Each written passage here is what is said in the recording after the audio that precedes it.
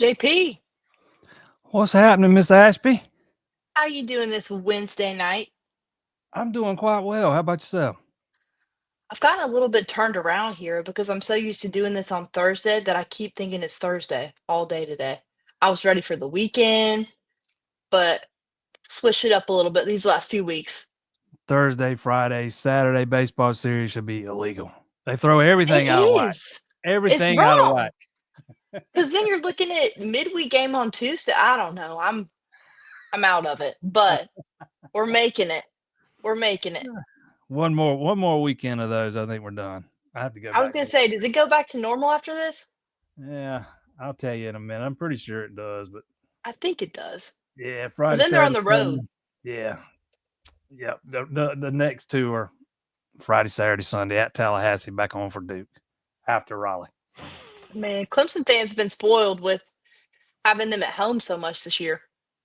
I'm not kidding, man. It feels like almost the entire season's been played at home.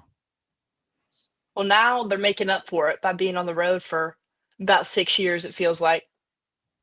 Yeah, not only do they go to Raleigh and Tallahassee before they come back home for Duke, they come over here and play Coastal in Conway. So, I mean, it's fixing to the ride's fixing to get real here. We're gonna find out a lot about this team over the next 2 weeks. 100%. Well, before we get into talking about that, want to go ahead and thank our sponsor, Shorty and Goose's Driving School, your one stop driving shop. They have years of experience and pride themselves on being a small family business rather than just a business. They offer everything, including permit testing, first time driver's training courses, driver's license testing, and defensive driving courses to lower insurance costs and point reductions. Call or text Freddie at 843-495-0741 to find out how Freddie and Liz can help you. By the way, wanted to give an update after last week's podcast. My little brother did, in fact, get his license. He did pass. Good for him. Good for Clear the him. roads, everyone. Oh, come on now. It can't be that bad. Well, he said the hardest part was the vision test. So, that's concerning in its own way.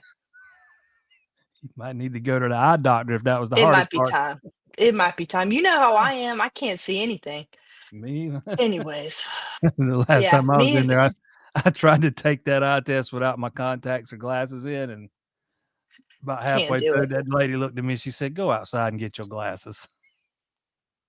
That happened to me too when I think I was 16. Ugh. Anyways, but yeah, there's been a few times we've been at games and stuff, and I've literally been like trying to go without my glasses, but wouldn't recommend. Wear your glasses, everyone. Get some contact. I don't like them. Anyways, well, what a week we have to talk about here in Clemson baseball. We were sitting here last week talking about how we didn't know how pitching was going to do against Louisville and Georgia, and JP's predicting them to lose, and I'll take I'm my not gloating. medicine. I'll take my medicine. I did that early on my show Monday night. I got it out of the way. I ate a little bit of crow, and I said last week I thought the law of averages was going to catch up with them, and was just dead wrong, man. The pitching was so good all weekend long. That's not the only thing I was wrong about. I was not a big fan of Drew Titsworth starting baseball games. I just thought he was better suited for the bullpen. So I was wrong about that. He was absolutely fantastic in that first start Saturday, but this pitching seems to be coming along at just the right time. There's been some bumps here and some bumps there. With LeGuernick starting out as a Sunday guy, and then Darden kind of being, well, I don't want to say hit and miss because it was a lot more missed than hit since the beginning of ACC play. But we find out he's dealing with something, so you get a little bit of, you start to understand a little bit of why. But it seems like they've gotten those issues worked out. Anybody that was worried about B.J. Bailey after his one rough start, not the last series, he should have silenced all those critics with what he did Saturday against Louisville. And I know technically he didn't start; they used the opener or whatever. And Backett said they'll probably do the same. They'll probably do the same thing again this weekend. And if you look at the rotations, it's just TBA for Sunday. So I would expect them to probably roll with an opener. And I'll be the first to admit I didn't like it at first, but the more I thought about it and started listening to some explanations, the more I liked it. And man, did it work out. But the pitching's been phenomenal since the last time we were sitting here talking about this team. What they did against Louisville and Georgia. I mean, that Georgia team can mash. They've hit over 100 home runs. They average over 9 per game. Yeah, over 9 runs per game. I think they were hitting about 300 coming into last night as a team. And that pitching staff just shut those guys down. Talon Bell was in his biggest start yet, was the best we've seen him. Yeah, I thought he ran out of gas a little bit late. But man, he was phenomenal over the first 2.5, 3 innings there. I know he walked a couple of guys, but man, those first 2 strikeouts kind of really set the tone for the rest of the night. And the rest of the guys that came in behind him, McGovern, Wentworth, Garris, Malstead, they all just kind of picked right up where the next guy or the guy before him left off. And man, it was fun to watch. It was fun to watch. Circling back a little bit to what you were talking about with BJ Bailey starting yet not starting. What was the explanation behind that? And do you think that's something that they just decided this week? And will it always be the same person that does those first couple innings, or do you think it'll change up? I think it'll change probably some, although I don't think, it was Chance Fitzgerald Saturday against Louisville. I don't think he was terrible. He got what he gave them what they needed. 2 innings, held them to 1 run. That's what you wanted. And the explanation was that they knew going in that Bailey was going to be the guy that gave them the innings that day. They instead of using him first, they wanted to use an opener because they had spent the bullpen, in those first 2 games. If you use an opener, it allows Bailey to go deeper into the game, assuming everything goes to plan, and he takes you all the way through the 9th. If they could, hit a fly ball with somebody on base, that game's over. They were 3 for 22 with runners in scoring position that day, 0 for 7 with the bases loaded. I think 6 strikeouts. But that's kind of the explanation. And I remember when I got there and I first saw the lineup, and I see Fitzgerald, the first thing that goes to my mind is oh God, BJ Bailey's hurt. And then I start talking to some people and start getting, some insight into why. And then you start to understand it, because you would use Malstead twice. You would use Garris twice. Really all you had left was Allen, and McGovern had only gone once, but I don't think they want him to pitch more than once on the weekend right now. If you look at the guys they used that day, I think Dvorsky and Allen were really the only regular guys that were available that day. So you kind of want to give yourself some flexibility and not put yourself in the best position to not have to rely heavily on that bullpen. And it worked, until they got into extra innings. Then they had to start going with same old. And they didn't even go to Allen until extra innings. But and finally ended up having to go to LeGuernick at one point. We hadn't seen him in forever. It kind of gives you an idea of exactly what they put into clinching that series over the first two games, and that's the goal, right? You win those first two games, whatever you do in that third, that's just a cherry on top. You do what you have to do to win those first two games, and if it works, great. Sometimes if you don't, it puts you in a bind on Sunday, but it worked out perfectly. Pitching was not the reason Clemson lost that game Saturday. I mean, by no means. It was not on the pitching. Heck, even LeGuernick looked okay for an inning. He started getting a little roughed up there in that second inning, but um, yeah, I thought Chance Fitzgerald did exactly what he needed to do in those first two innings, and they handed it off to BJ, and he was phenomenal again. BJ and Chance were good enough to win the game. Clearly. Like that is about as good as you can ask for against that caliber of a team, truly. Absolutely. And I texted you in the middle of that game and I was like, this is so frustrating to watch because I really couldn't believe it. What was going on, but it just it made it that much more special last night that they were able to get those clutch hits and offensive momentum when it was needed after struggling with that on Sunday. And I think that's what Coach Backish talked about on Sunday is we've got to find a way to, make the hit when it matters and put the ball in play. And so that was really cool against Georgia. It wasn't a crazy offensive game on either side, but when it mattered, they were able to turn around and do that. So backing it up a little bit to the first couple games, we saw something that we haven't seen a ton yet this season, and that is Clemson relied on the long ball in a lot of ways. And especially in that first game, Jack Crichton, first career home run. How special was that moment for him and how clutch was that at that time? Man, that was awesome. We were up there. That thing came off the bat, and everybody, him having been there almost 3 years now and never having hit a home run, everybody in that press box was up there hoping that ball was going to get over the fence. And sure enough, it did. But yeah, I mean, that was a huge one. It ended up being the deciding factor. You don't get that, you don't win. Um, Eric Backett has kind of been looking for somebody to kind of seize the opportunity out there in right field. Crichton's been the one getting the opportunities of late. I thought he went through a stretch there where he struggled some, went 10 games where he was hitless in 9 of them and only had one hit in the other one.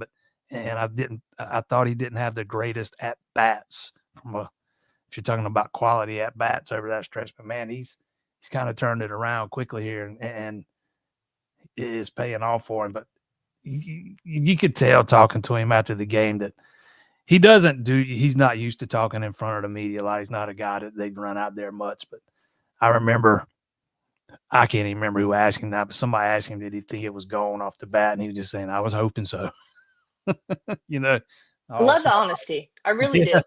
do. Or he said something to that effect anyways, but yeah, that was a huge momentum swing in that game, man. I mean, I don't know if I should call it swing, but it gave Clemson a lot of momentum, and they ended up winning by one.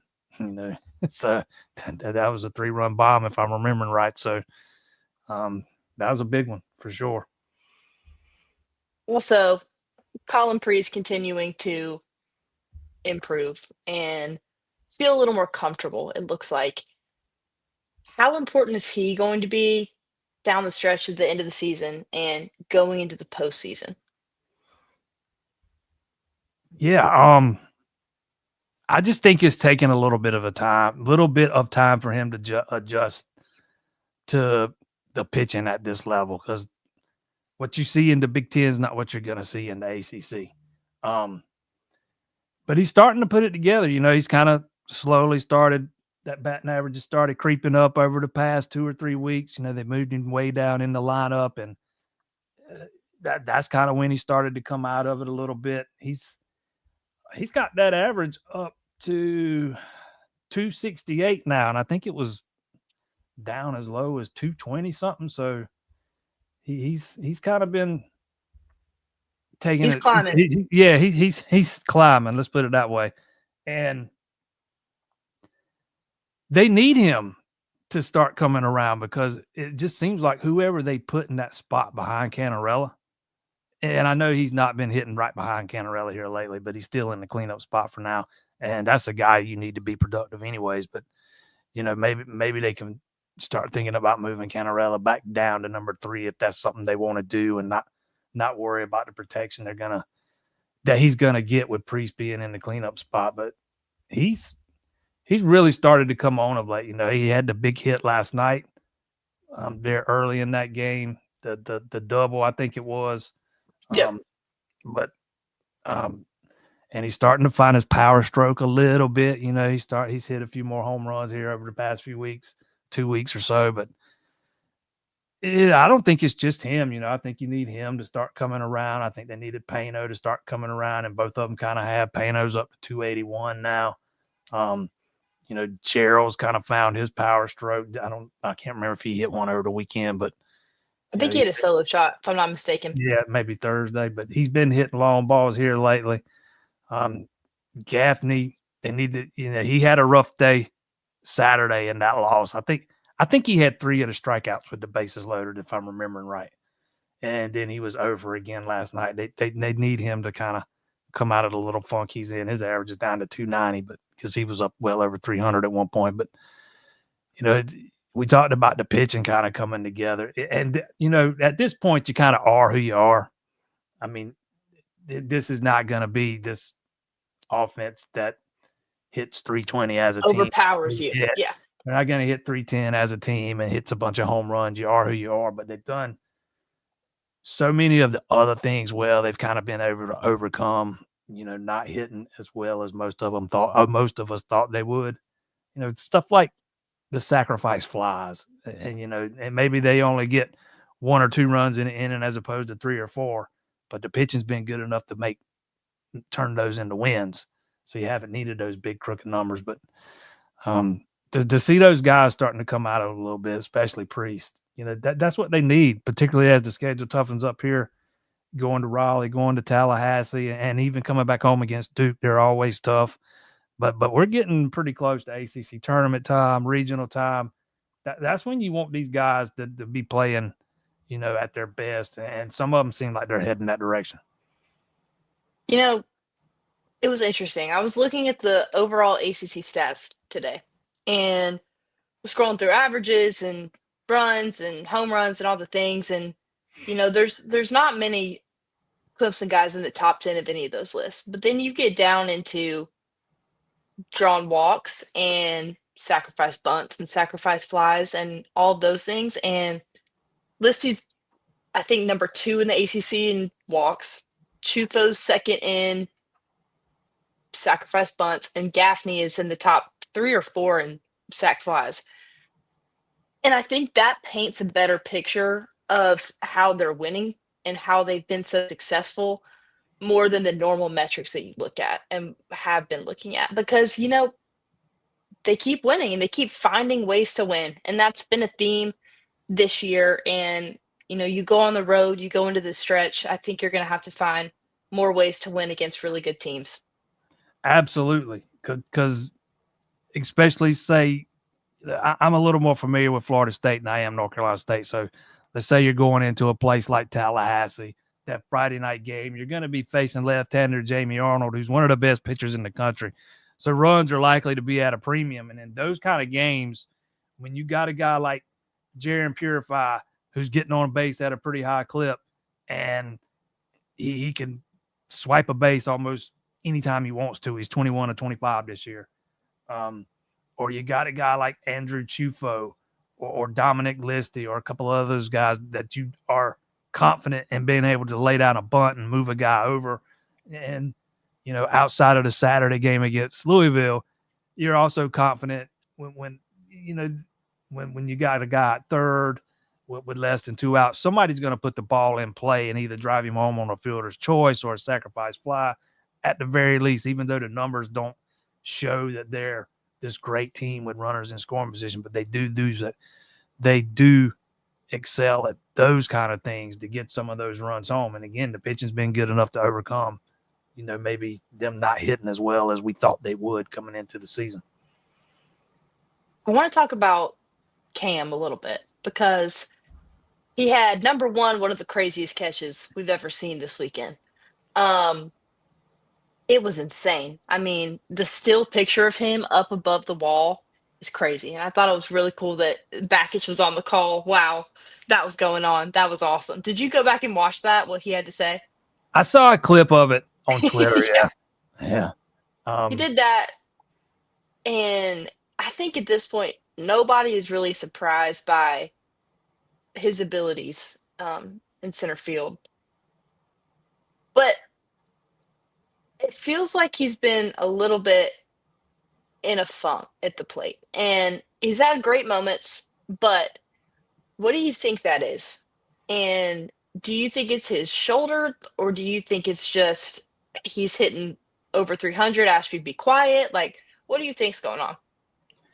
I think that's a good question. He's down to 304. There's no look, we're talking about a guy we're used to seeing hitting up towards 330. And he's down to 304, and the average is slowly falling. I don't think it's the shoulder necessarily. Let's not lose sight of the fact he did have shoulder surgery and pretty much missed all of fall ball. Really didn't get ramped up to the preseason. I don't think that he was full go during the preseason. I still think they had the leash on him a little bit. I think part of it is not getting a lot of protection behind him. He's not getting, pitchers are pitching around him. And to his credit, he's taking his walks. He's second on the team with 39 walks. Only lists he's walked more than he has. He scored 43 runs.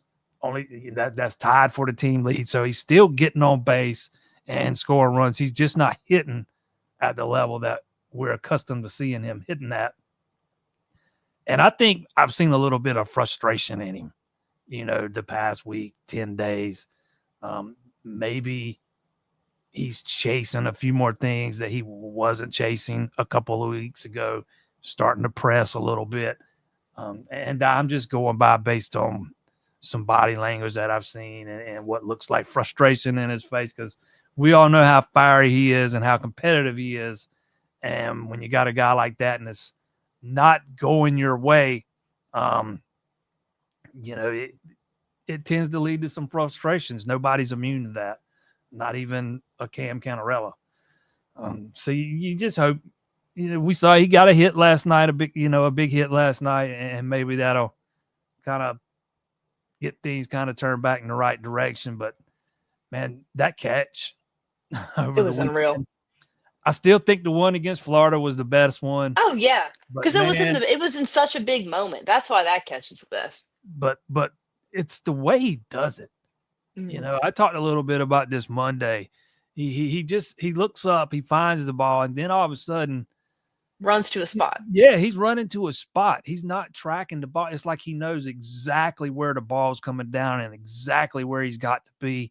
Gets to that spot, turns around, immediately has track of the ball again and knows if he needs to jump or whatever he needs to. I mean, it's like, somebody actually asked Bakich, can't remember if it was after the Thursday game or Friday game, about, Canarella's lack of home runs this year. And Bakich was talking about how many runs he saves just by being in center field. Because he's still he's hit 2 home runs this year. He hit 10 last year. So those numbers are way down.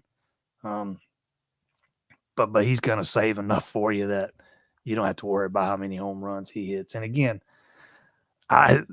let's don't act like he's stinking it up. The guy's still hitting 304. He scored as many runs as anybody else on that team. Again, second on the team in walks. His own base is 461.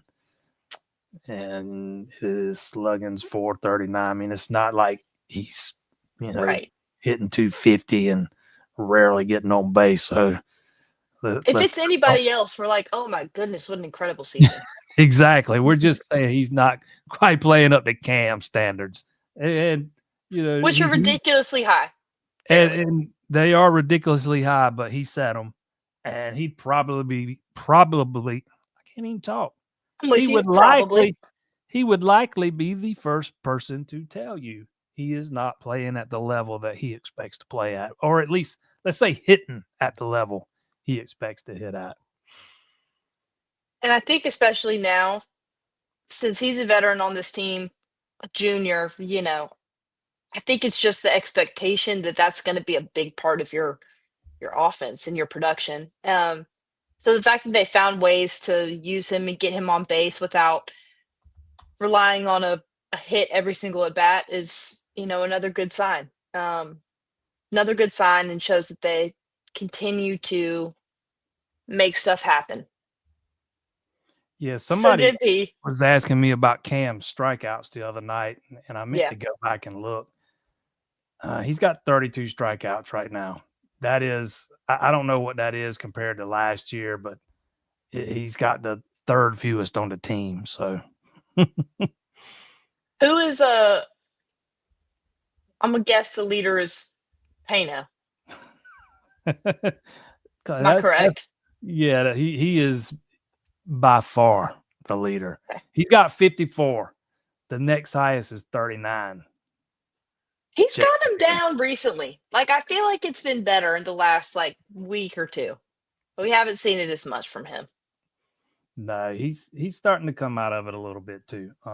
He's got I think we talked about it a minute ago. He's got his average up to 281, and it was creeping down towards the Mendoza line at some point.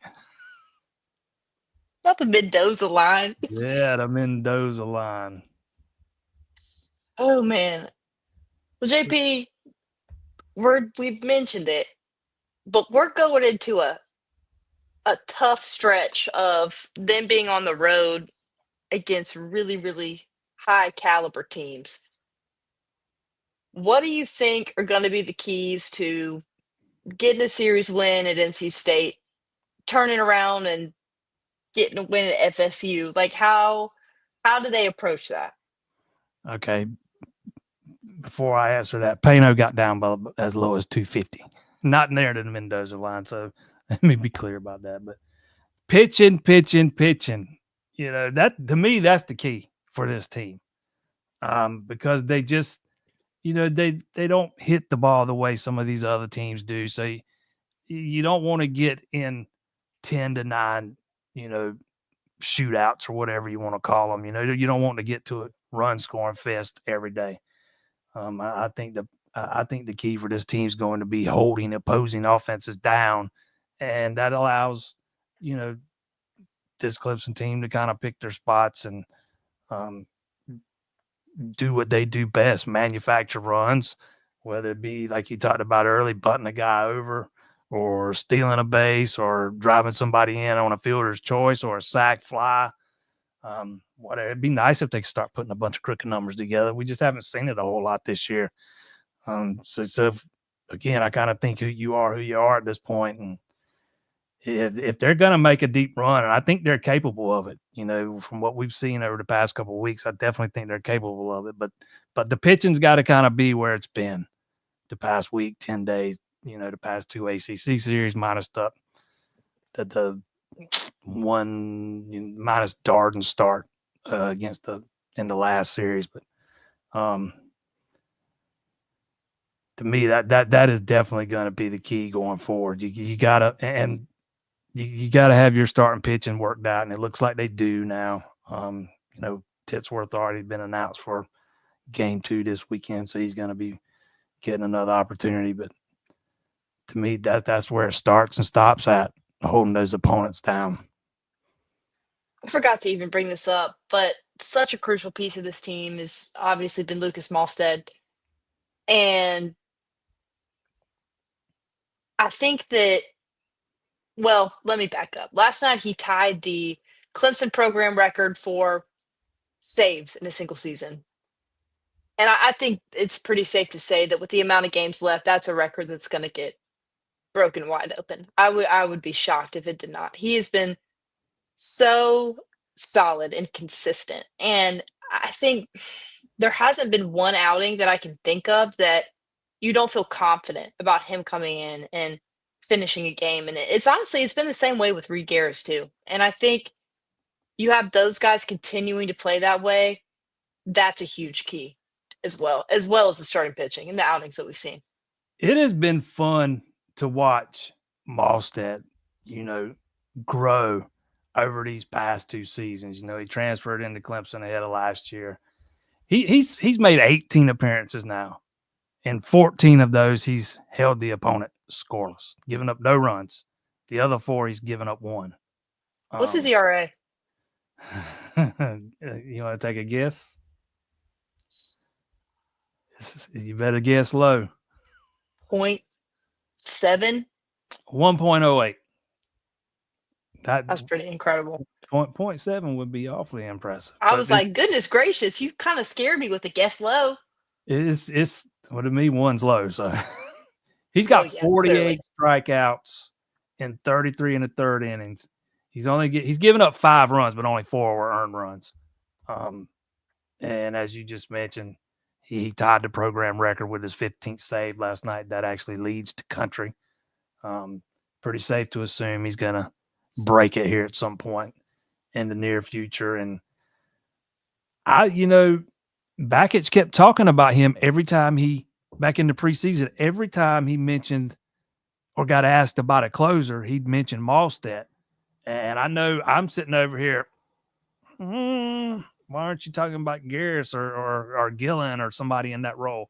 And I know I wasn't the only one that was scratching my head about that because Mostert was a little up and down last year.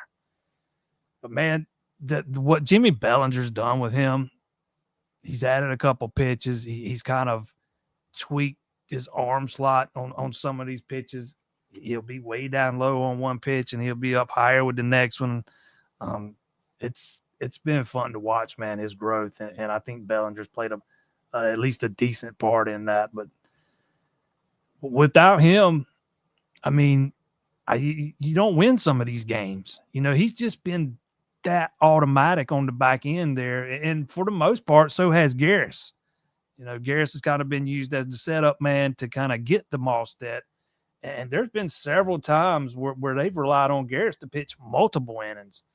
You know, he pitched 2 last night, pitched 2 in the third against Stanford, 2 against Georgia Tech, 2 in the third against Wake Forest, 2 in the third against Notre Dame. So, I mean, he's going out there and giving you multiple innings. His ERA is even lower, 0.76. And I think, don't hold me to this, but I think before this weekend, he had not allowed an inherited runner to score all year. Are you kidding? Don't hold me to that. I think that's the stat I've seen.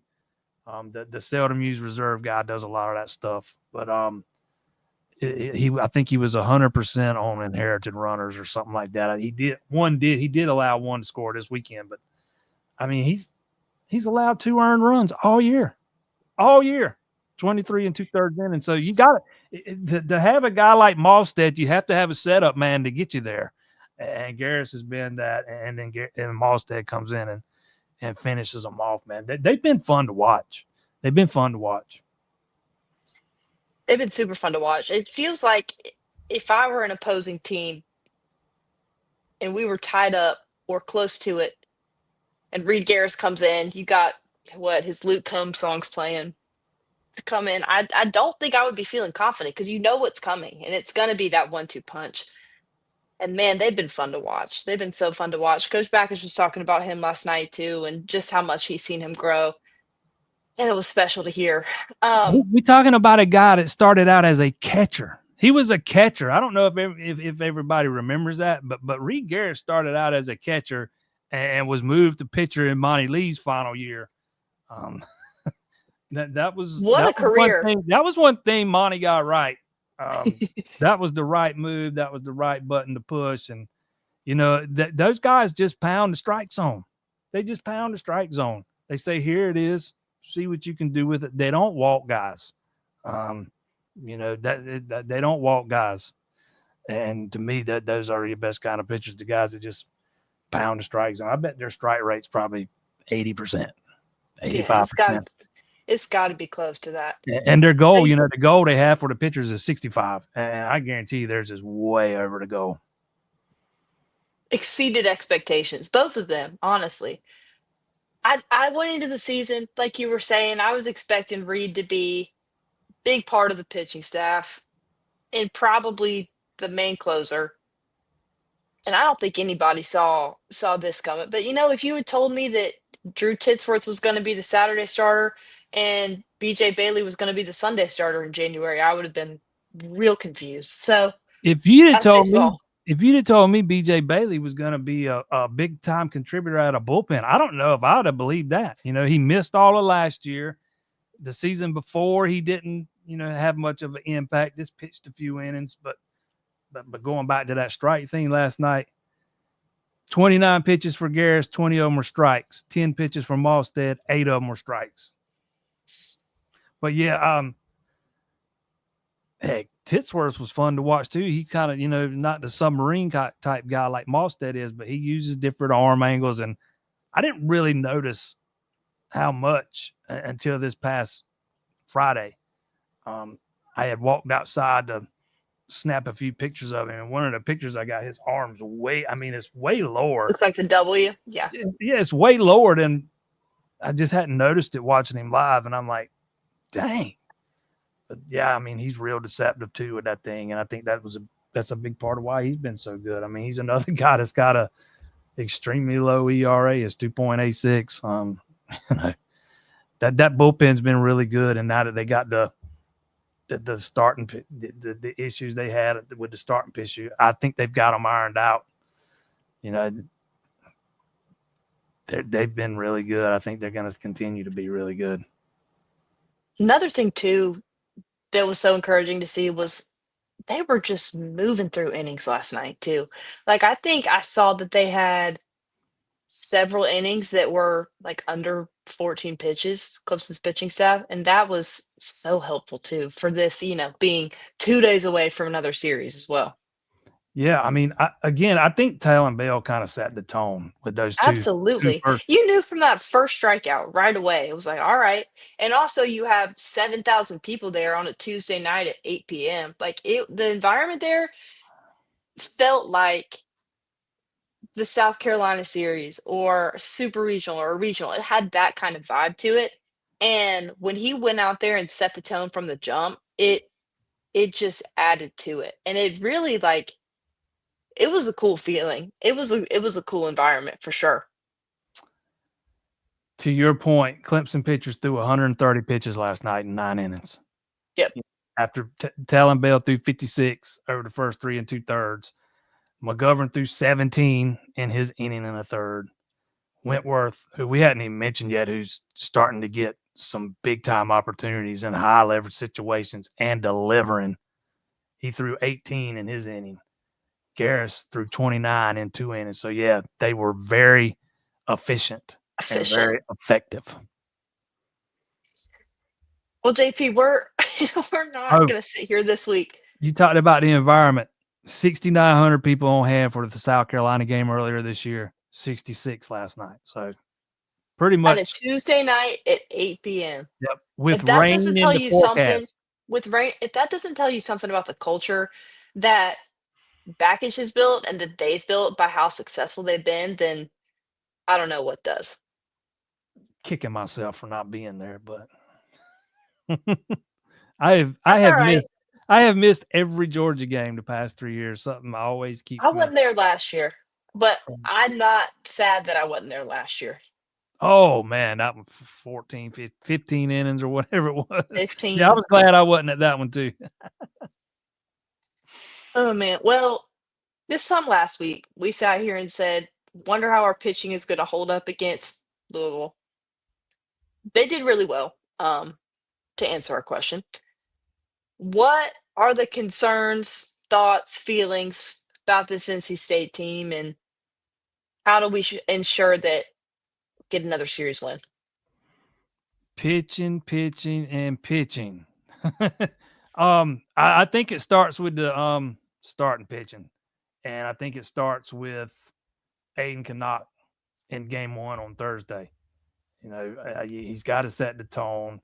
you gotta when he's on the mound, you feel good about your chances of kind of at least having an opportunity to win. At the very least, you probably feel pretty good about your chances about coming away with a win, particularly the way he's throwing lately, because he's kind of rounding into form. North Carolina State's 18-6 at home this year.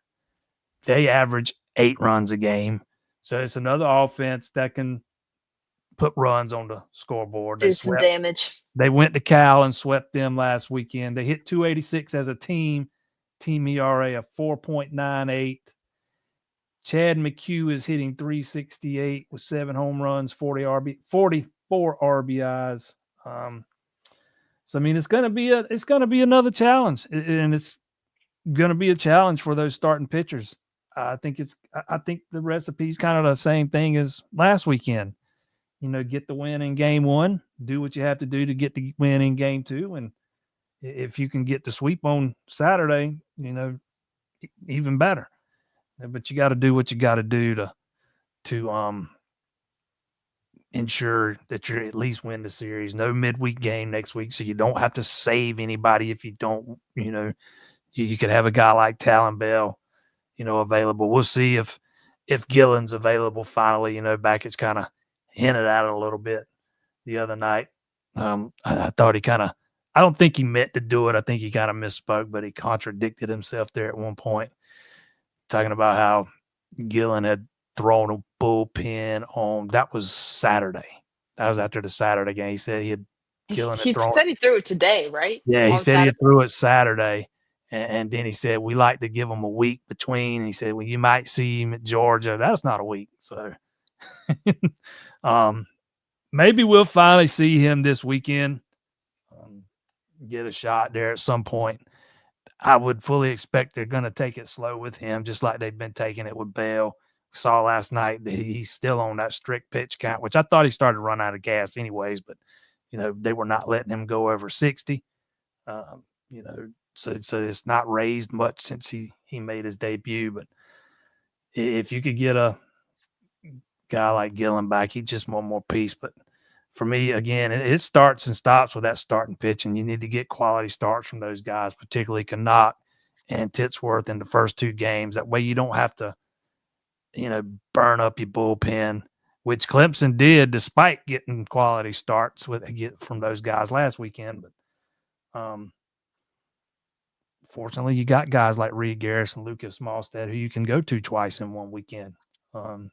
That's been a big help at times this year too, but that's the key for me. Not having a starting pitcher get knocked out in the second or third inning or before that in game 1 or game 2 for that matter, because you don't want to burn everybody up that quickly. You'd like to clinch it in the first 2 games. Although, you got to feel a lot better about BJ Bailey at this point. He's proven he's able to go deep into games, but still, you want to have an opportunity to sweep in game 3. You're not looking to win the series that day. Yeah, a key for me outside of pitching is you can't leave 16 runners on No. base. You can't go 0 for 7 with bases loaded. Can't do it. 3 for 22 with runners in scoring position. You're not gonna. You don't deserve to win. You really don't. And one of those applaud. hits was a bunt single that was supposed to be a sacrifice bunt. And we hadn't even mentioned this. They screwed up a squeeze play. Yep. I thought that they had missed a sign. I thought that there was a sign that had gotten missed. But Backett said after the game that Gerald just froze. So it didn't sound like he had missed a sign. That when it come time to square around, he just kind of was stuck there. I guess. But wish they'd have reviewed that play because it sure looked like purified was safe. But I wish I'd have thought to ask about that after the game, but I didn't. Yeah, that was just, to me, that's just one of them days where nothing was going right. But it they were fortunate. until it wasn't. Yeah, that's what I'm saying. Nothing was going right. And it was going right. They got the leadoff guy on base in 8 of their first 9 innings. Well, I mean, when it comes to scoring opportunities, nothing was going right for you.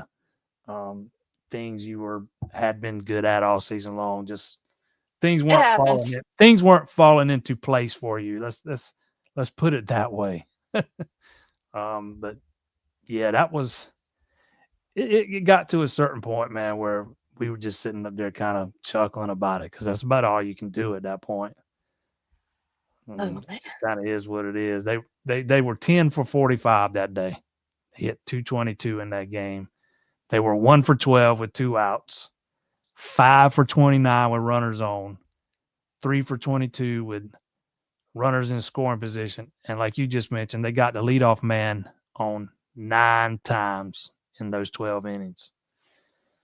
1 for 7 with runners on third and less than 2 outs.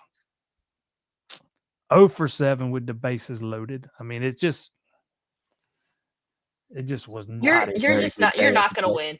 No, It's okay. they were fortunate not to get beaten 9 innings that day. I mean, they they they showed their grittiness and coming back to tie it up a couple times late. They just could never get that one hit to get them over the hump. But again, it's baseball, man. You're not gonna. I saw so many overreactions to that game after that game Saturday. You won the Um, series. It's yeah, okay. I It's was. not okay when you're in the postseason, when you're in the ACC tournament and the regional, super regional, no. I mean, even But it's you're gonna have a day. yeah, and even in the regional, not in the ACC tournament anymore because one loss and you're out. But even in a regional, you can overcome a loss. Yeah, One loss is not going to end your season um, until you're facing elimination, obviously. But I mean, one loss doesn't knock you out of regional; you just double elimination. Um, yeah, you're going to have days like that from time to time, and you want to get them out of your system before you hit the postseason. very true. All right, it's time. You got to redeem yourself. The prediction this week. I'm not Some doing. of us got it. Some of us were correct, but I'm going. Clemson's taking 2 out of 3. I I agree. understand North Carolina State's kind of they on a roll right now. So was Louisville kind of coming into last weekend, but they had been on a little bit of a heater themselves. I think they had won 8 out of 10 coming into last weekend. I do remember those 2 losses were to whoever they I think they played. were to NC State.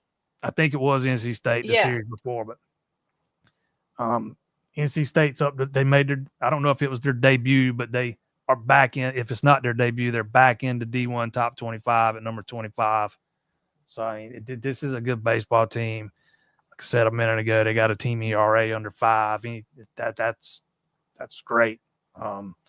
Hitting close to 300 and scoring over 8 runs a game. So it's going to be another challenge, but yeah, I think this team's got enough pitching to do it.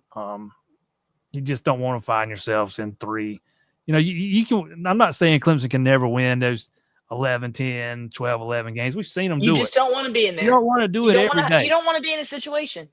You don't want to have to put that much pressure on the offense. Particularly, again, they just, they're not one of the better hitting teams in the country. So you don't want to have to put yourself in that situation. Even though we've seen them win those kind of games, don't get me wrong. They've where they've really excelled at is the close games. They are 9-0 in 1-run games, 8-2 in 2-run games. So that would make them 17-2 in games decided by 2 runs or less. Clutch is what we call that, Yeah, JP. but Connacht gets the win on Friday. Titsworth with a repeat performance on Saturday. But Clemson loses a squeaker, and BJ with the excuse me, that would have been on Friday. And then BJ with the rebound, not a rebound from his performance last week. BJ with a performance that carries them to a win on Saturday, and they take 2 out of 3. All right, I feel good about it. I'm going 2 out of 3 too. You know what? Nah, we'll say 2 out of 3. We'll say 2 out of 3. I'm gonna be Oh, mad if they sweep them. They did. I didn't there's predict a sweep, nothing but wrong with getting greedy, particularly seeing as there's no midweek game next week. And if you find yourself in a situation where you win Thursday, lose Friday, you don't have to worry about saving anybody for Tuesday. You can empty the holster. all right, I'll get greedy. I'll take the sweep. There you go. You got somebody here egging you on to take the sweep. I do. All right. Well, we'll have you covered. JP will be there in Raleigh for all the coverage. Make sure to follow the Clemson Insider for everything Clemson sports. Want to thank our sponsor, Shorty and Goose's Driving School, for helping us do this show. And if you haven't already, make sure to like and what is it? Like and subscribe to Yeah. Round to Rounding the Bases or Clemson Insider or The both. Clemson Insiders YouTube channel. Yep. Like the video, share Subscribe it, there. subscribe to the channel. Matter of fact, hit that little bell there that notifies you every time we go live. You don't ever have to worry about anything. I didn't even know that. I'm a great marketer. All right. Well, thank y'all so much, and we'll see you next week. 2 out of 3. Oh no, 3 you're out of going. 3. Yeah, sweet. 3 out of 3. Back Calling it. back to our regularly scheduled program next week, Thursday, Oh, next Thursday. Yep. 7 Sounds good. p.m. See you then, JP.